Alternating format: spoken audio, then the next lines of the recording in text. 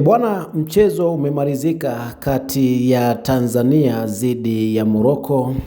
Hatua ya 16 bora imalizika na Morocco imefanikiwa kutinga hatua inayofuata robo finali, lakini Tanzania wameishia hapo. Stori kubwa kuhusiana na mchezo wa leo ni refa kuzingua. Kuna matukio mengi yametokea, amewabeba sana Morocco ambapo walistahili kupata kadi, lakini mwisho wa siku alivunga.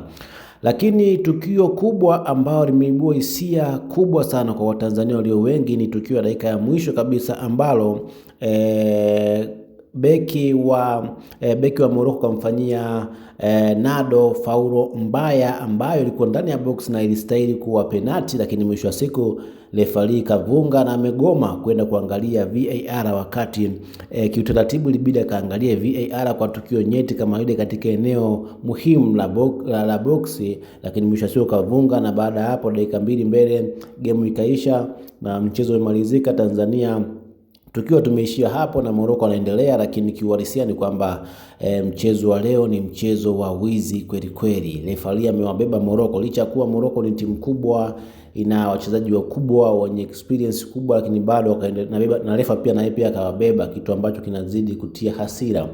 Watu wanapambana kwa jasho na damu, lakini mwisho wa siku refari anakuja kufanya upuzi. Bila shaka huyo refa, kama tunakumbuka, amewahi kuichezesha game ya Simba na Al Masry, pia alifanya upuzi wa namna hii, japokuwa Simba walitoboa kwenye ule mchezo, lakini kulikuwa na ujinga mwingi aliyokuwa anafanya. Kwa hiyo naweza kusema kafu bado kuna changamoto kubwa sana ya uamuzi.